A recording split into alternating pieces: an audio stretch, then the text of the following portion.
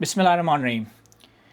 Sir, आज के day का एजेंडा है कि आज के डे से हमने एक नया चैप्टर, एक नया एरिया स्टार्ट करना है जिसका टाइटल है statement of changes in equity.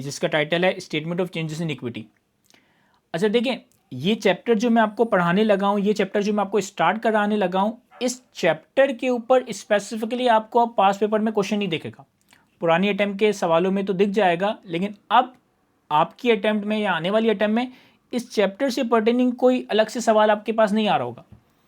लेकिन ये चैप्टर पढ़ना ज़रूरी है, क्योंकि इसके साथ कनेक्टेड है एक स्टैंडर्ड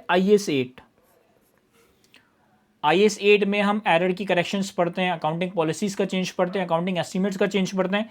लेकिन IS 8 को पढ़ने के लिए ये चैप्टर एक बेस है, एक फाउंडेशन है। रीज़न बीइंग कि इस चैप्टर के अंदर हम statement of changes in equity बनाना सीखेंगे कि statement of changes in equity बनाते कैसे हैं। और IS 8 में फिर ये पढ़ रहे होंगे कि यार अगर एरर आ जाए, पॉलिसी का चेंज आ जाए, एस्टीमेट का चेंज आ जाए, तो इसे कैसे इनकॉर्पोरेट किया जाता है इस चेंजेस इन इक्विटी के अंदर। तो this chapter will not be tested directly in your exam. This chapter is the base, is the foundation to learn IS 8। और IS 8 आपके एग्जाम में शॉर्ट में नहीं आता, लॉन्ग में आता है। 15-20 मार्क तक का सवाल आता है IS 8 के ऊपर। तो ये चैप्टर IS 8 को पढ़ने के लिए फाउंडेशन है। इस चैप्टर में बेसिकली ये बताया जाता है कि यार statement of changes in equity होती क्या है, कैसे बनाई जाती है, कैसे इसका फॉर्मेट होता है। और फिर IS 8 में हम ये सीखते हैं कि यार अगर कोई एरर की करेक्शन करनी है, कोई अकाउंटिंग पॉलिसी का चेंज है, कोई अकाउंटिंग एस्टीमेट का चेंज है, तो उसे चेंजेस इन इक्विटी में किस तरह से इनकॉर्पोरेट किया जाएगा, किस तरह से अकाउंट फॉर किया जा रहा होगा। नहीं sir, statement of changes in equity समझ नहीं आया, क्या बात हो रही है।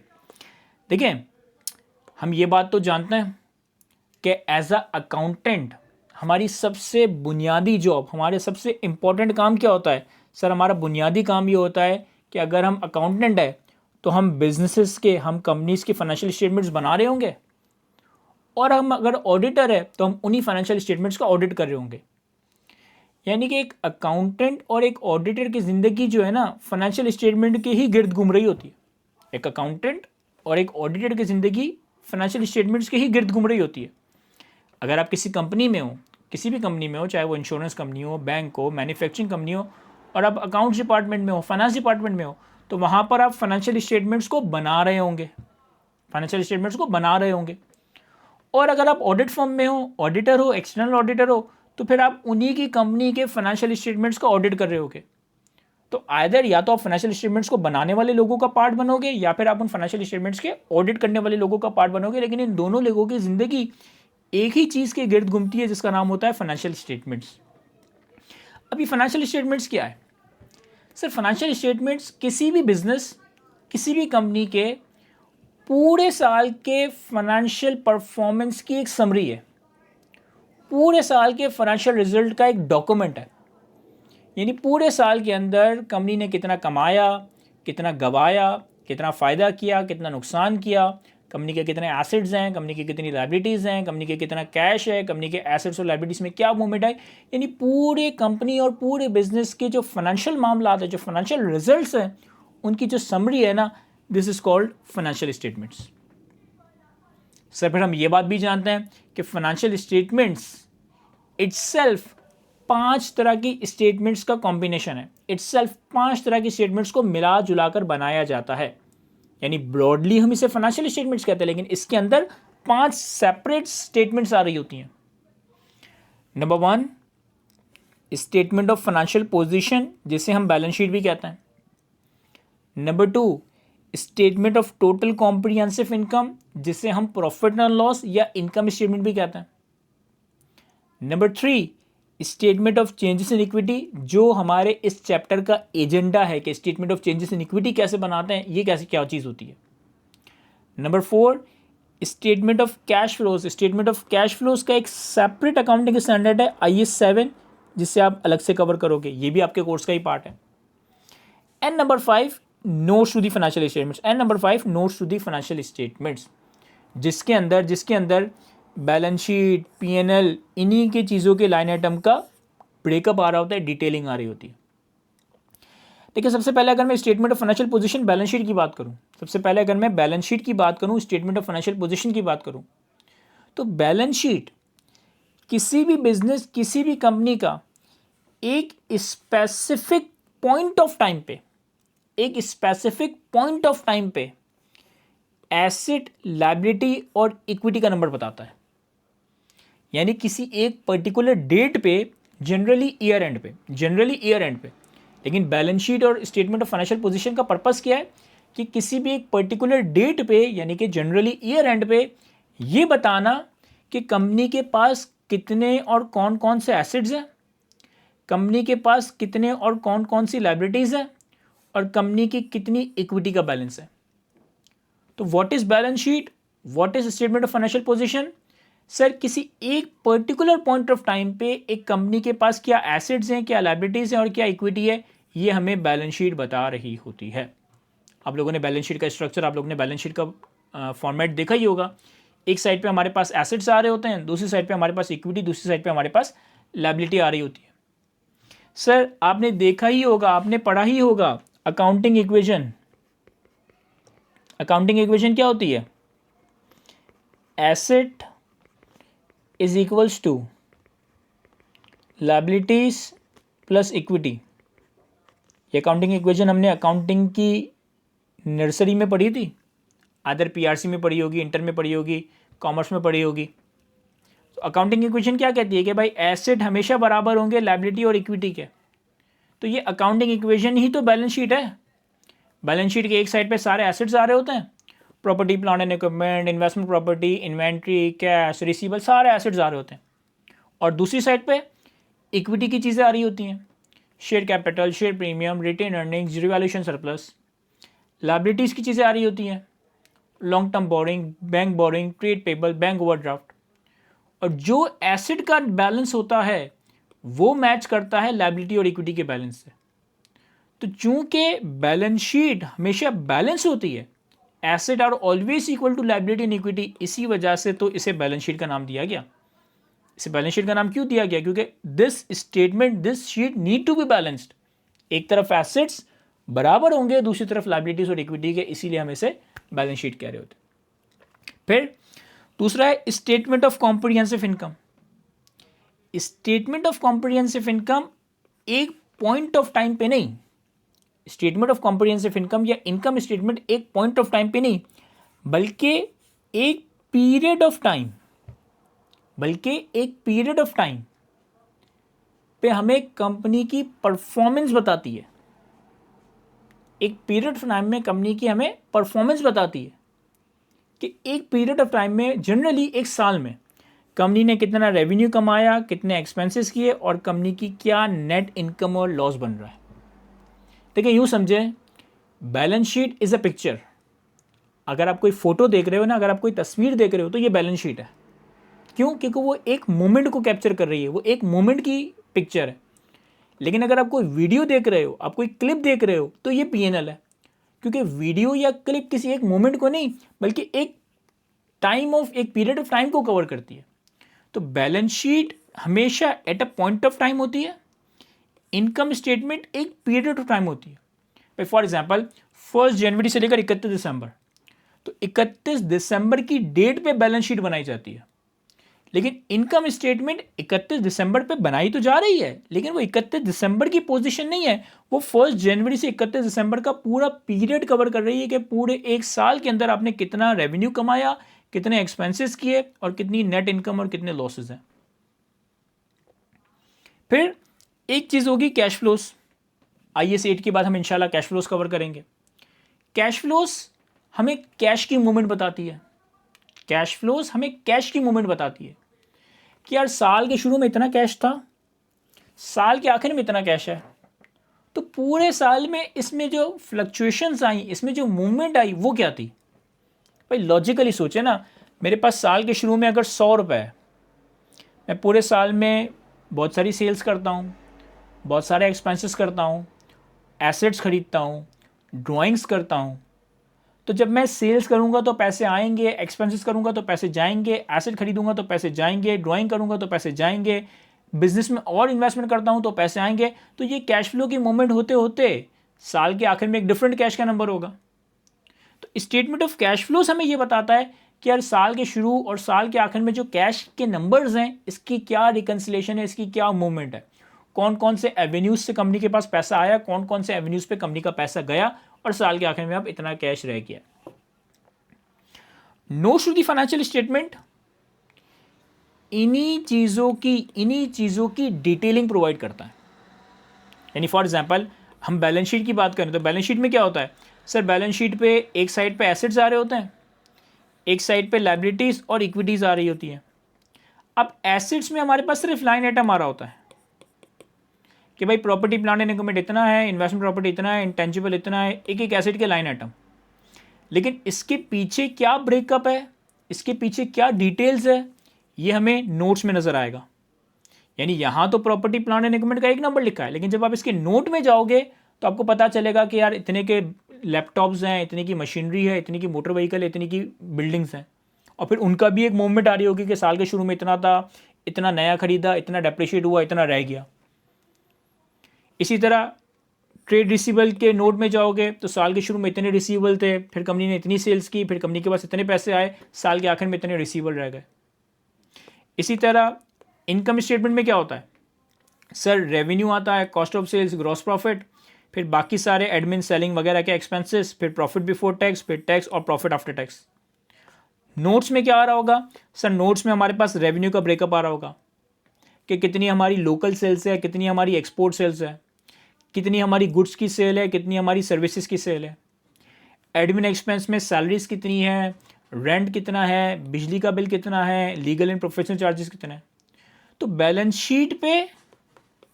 शीट पे और पीएनएल में जितनी लाइन आइटम्स आ रहे होते हैं ना, जितनी चीज़ें आ रही होती है, उन्हीं के बारे में अगर आपको डिटेल देखनी हो ना, उन्हीं का अगर हमें ब्रेकअप देखना हो, उन्हीं का हमें मूवमेंट देखनी हो, तो फिर वो चीज़ें हमें notes to the financial statements में मिलती है।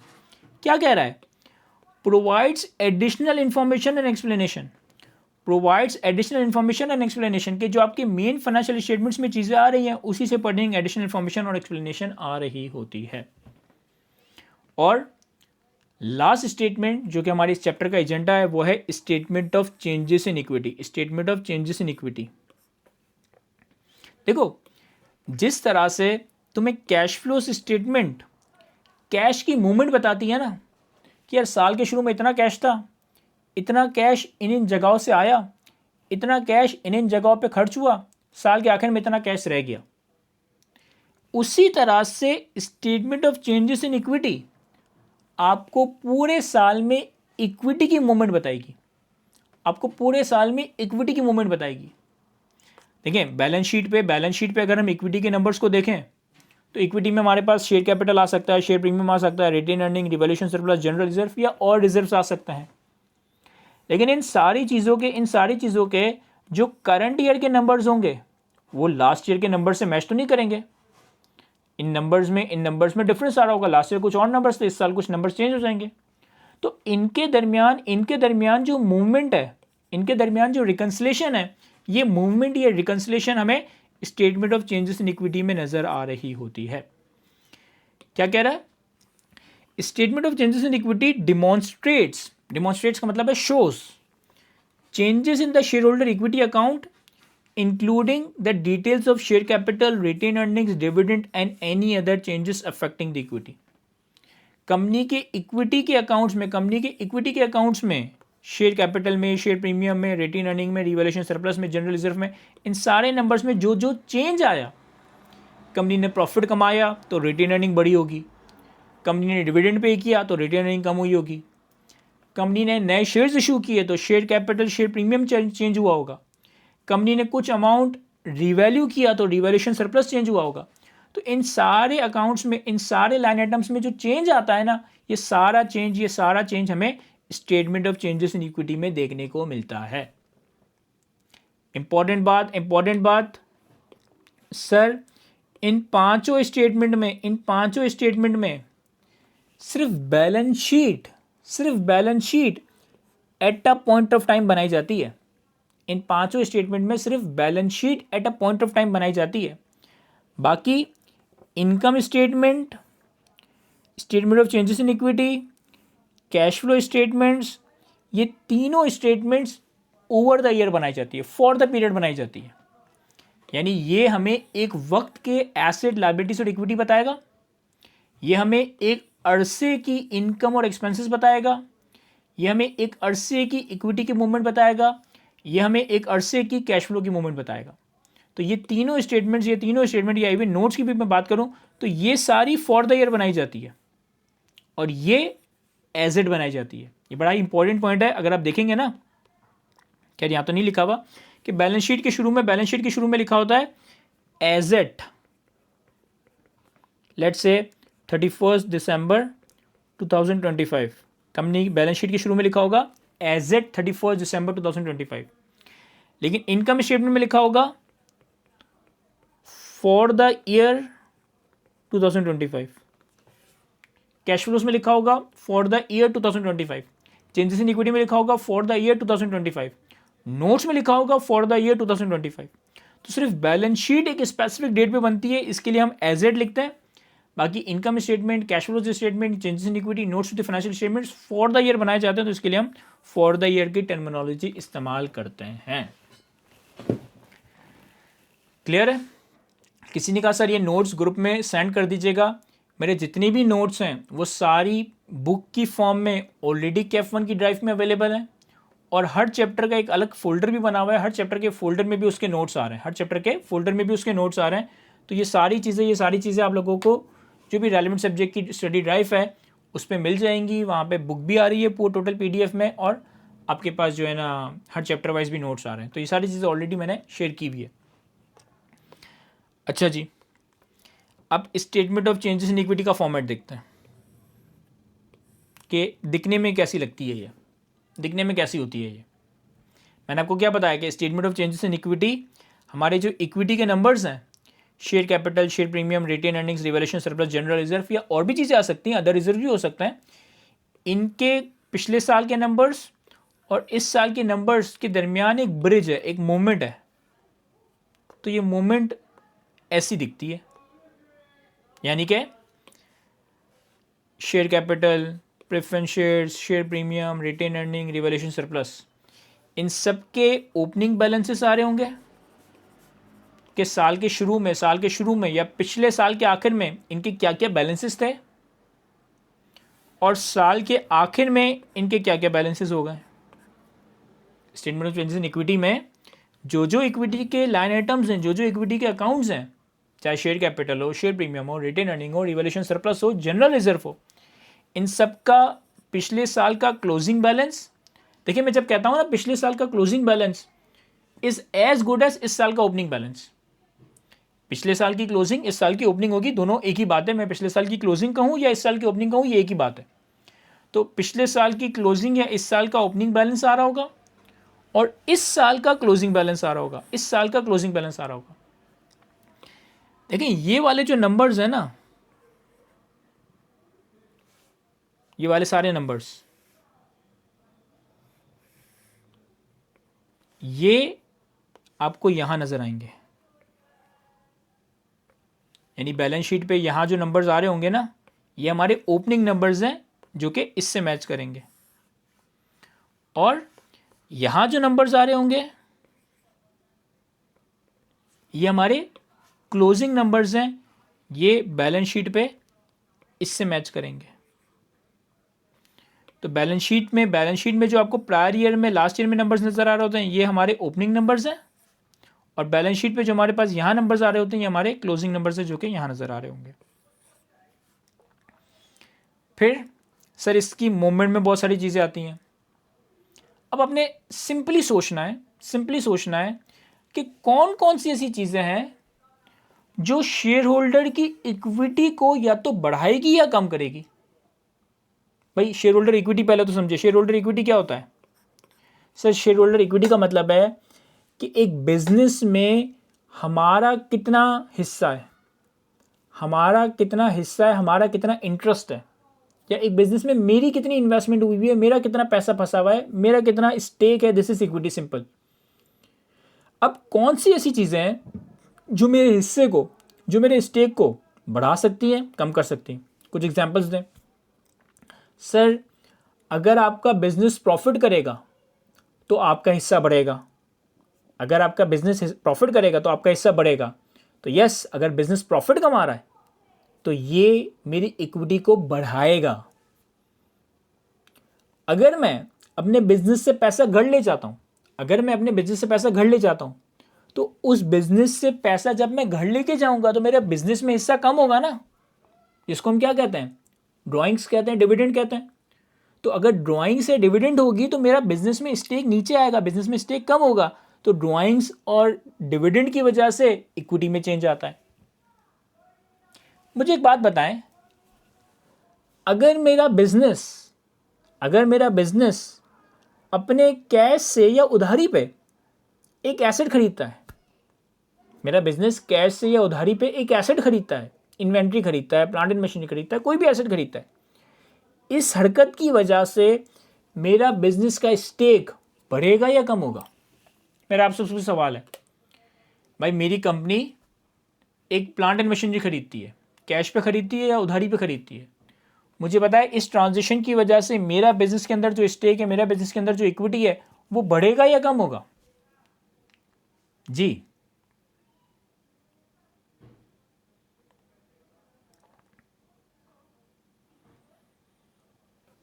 सर एक ने कहा कम होगा।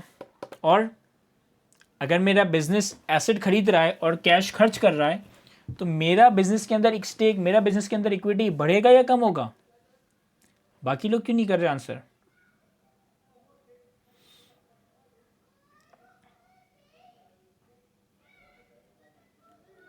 सर कुछ लोग कह रहे हैं कि सर आप एसेट खरीद रहे हैं तो आपका कैश कम होगा, और कैश कम होगा तो इसका मतलब है आपका स्टेक कम होगा। कुछ लोग कह रहे हैं सर आप एसिड खरीद रहे हैं तो एसिड बढ़ेंगे, और एसिड बढ़ेंगे तो इसका मतलब है आपका स्टेक बढ़ेगा। लेकिन दो जवाब आए मेरे पास।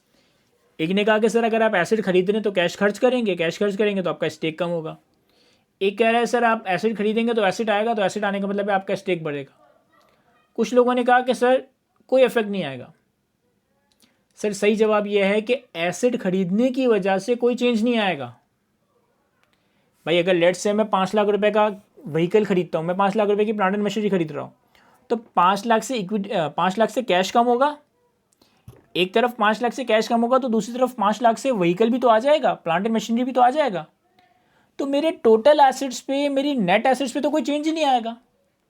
तो बिजनेस अपने अंदर रहते हुए अगर एसेट खरीद रही है, लायबिलिटीज पे ऑफ कर रही है, इस हरकत की वजह से मेरी इक्विटी में, मेरे स्टेक में कोई चेंज नहीं आएगा।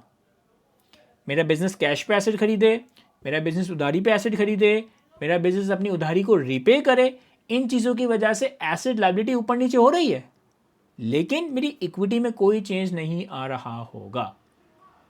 क्या ये बात समझ आती है? मैं भाई फॉर एग्जाम्पल ना, मैं आज एक कॉन्फेक्शनरी स्टोर खोल देता हूँ। मैंने आज सोचा कि मैं आज एक जनरल स्टोर, कन्फेक्शनरी स्टोर खोल लेता हूँ, और मैंने अपनी दुकान में लाके 10 लाख रुपए रख दिया। मुझे एक बात बताया, अगर मैं उस 10 लाख रुपए से इन्वेंट्री परचेस करता हूँ तो क्या मेरी बिजनेस की इंटरेस्ट, मेरा बिजनेस के अंदर जो स्टेक है वो 10 लाख से कम या ज़्यादा होगा? नहीं, पहले 10 लाख का कैश था, 10 लाख की इन्वेंट्री है। सर मैं 5 लाख का माल उधार पे ले लेता हूँ। अगर 5 लाख का माल उधार पे लोगे तो 5 लाख से इन्वेंट्री भी बढ़ेगी, 5 लाख से उधारी भी बढ़ेगी, लेकिन मेरा तो उस बिजनेस में इंटरेस्ट, मेरा तो उस बिजनेस के अंदर स्टेक 10 लाख का ही रहेगा ना। तो एसेट या लायबिलिटी को सेल परचेस करने की वजह से आपकी इक्विटी में कोई चेंज नहीं आता। हाँ, आप अगर एक चीज़ को बेचने पे मुनाफा या नुकसान करते हो, आपने 10 लाख की इन्वेंट्री 12 लाख में बेच दी, आपने 10 लाख की इन्वेंट्री 8 लाख में बेच दी, तो अब ये जो 2 लाख का फ़ायदा या 2 लाख का नुकसान हुआ ना, ये आपके इक्विटी के नंबर को ऊपर नीचे कर देगा। भाई मैं 10 लाख लाया, 10 लाख की इन्वेंट्री खरीदी, 10 लाख की इन्वेंट्री मैंने 12 लाख की बेच दी। तो जब मैंने 10 लाख की इन्वेंट्री 12 लाख की बेची तो मैंने 2 लाख कमाए। जब मैंने 2 लाख रुपए कमाए तो अब मेरे बिजनेस की वैल्यू, मेरा बिजनेस में स्टेक 10 लाख से 12 लाख हो गया। तो एसेट की मूवमेंट, लायबिलिटी की मूवमेंट, इक्विटी का चेंज नहीं है। हाँ, लेकिन उस पर प्रॉफिट एंड लॉस हो रहा है, उस पर फायदा नुकसान हो रहा है। This is the change of equity. तो यहाँ पर हमारे पास कुछ लाइन आइटम्स आ रहे हैं कि यार कौन कौन सी ऐसी चीज़ें होंगी, कौन कौन सी ऐसी चीज़ें होंगी जिसकी वजह से हमारे इक्विटी के बैलेंसेस में चेंज आ सकता है। सर यहाँ पर हम कैश डिविडेंड देख रहे होंगे, बोनस डिविडेंड देख रहे होंगे, इशू ऑफ शेयर्स या राइट इशू ऑफ शेयर्स देख रहे होंगे, transaction cost on issue of shares देख रहे होंगे। इसी तरह कैश डिविडेंड में इंटरिम डिविडेंड अलग होंगे, फाइनल डिविडेंड अलग होंगे।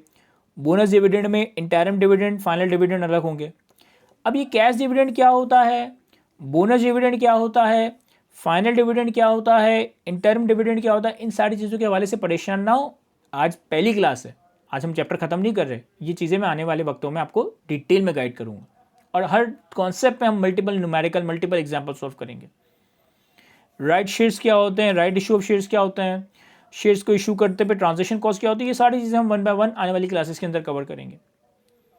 इसी तरह से हमारी कंपनी, हमारा बिजनेस क्या कमा रही है, चाहे वो प्रॉफिट हो, चाहे वो अदर कॉम्प्रिहेंसिव इनकम हो, ये हमारी इक्विटी के नंबर्स को बढ़ाएगा या कम करेगा। बढ़ाएगा ही जनरली, अगर फ़ायदा है तो बढ़ाएगा, नुकसान है तो कम करेगा। फिर कभी कभार हम एक गल्ले से पैसा निकाल कर दूसरे गले में डाल देते हैं। हमने क्या करा, एक गले से पैसा निकाल कर दूसरे गले में डाल दिया।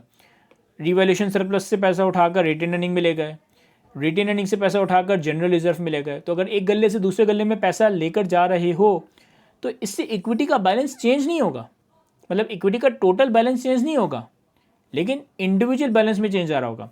देखो यहाँ पे आ रहा है ट्रांसफ़र। ट्रांसफ़र मैंने क्या किया है, मैंने रिवैल्यूएशन सरप्लस से एक अमाउंट निकाला और रिटेन अर्निंग में ले गया। तो अब रिवैल्यूएशन सरप्लस से अमाउंट अगर रिटेन अर्निंग के गले में ले गया तो इनके बैलेंस में तो चेंज आया, लेकिन ओवरऑल कोई चेंज नहीं आया। ओवरऑल कोई चेंज नहीं भाई। अगर मैं एक गले से पैसा निकाल कर दूसरे गले में डाल रहा हूँ तो गल्लों का बैलेंस तो चेंज हुआ, लेकिन टोटल दोनों गल्लों का बैलेंस तो अनचेंज ही है ना। तो अगर आप ट्रांसफ़र करते हो एक गले से दूसरे गले में तो इन दोनों के बैलेंसेस चेंज होंगे, लेकिन ओवरऑल कोई चेंज नहीं आ रहा होगा। क्या ये बात समझ आती है? ये फॉर्मेट बहुत ही इंपॉर्टेंट है, मतलब आपको मेमोराइज करने की ज़रूरत नहीं पड़ेगी। इंशाल्लाह आप जब सवालों की प्रैक्टिस करेंगे इस चैप्टर के अंदर, IAS के अंदर, तो ये फॉर्मेट हमें वैसे ही याद हो जाएगा। लेकिन ये फॉर्मेट इस स्टैंडर्ड या इस चैप्टर की पूरी बुनियाद है। इस चैप्टर के अंदर हम इस फॉर्मेट को ही बार बार बना रहे होंगे, एक एक ट्रांजेक्शन को डिटेल में समझ रहे होंगे। और जब हमारा इस फॉर्मेट पर अच्छा ग्रिप आ जाएगा ना कि चेंजेस इन इक्विटी काम कैसे करती है, चेंजेस इन इक्विटी बनती कैसे, फिर इंशाल्लाह हम IAS 8 की तरफ मूव कर रहे होंगे। आज की डिस्कशन को, आज की गुफ्तगू को हम इंशाल्लाह यहीं तक रखते हैं। इंशाल्लाह नेक्स्ट क्लास के अंदर हम मज़ीद कॉन्सेप्ट्स कवर करेंगे और साथ साथ इसके प्रैक्टिस क्वेश्चंस वगैरह स्टार्ट कर रहे होंगे। ऑफिशियली हमारी क्लास यहीं तक थी, लेकिन अगर आपके कोई सवाल वगैरह है तो मैं यहाँ पर अगले 5-10 मिनट मौजूद हूँ।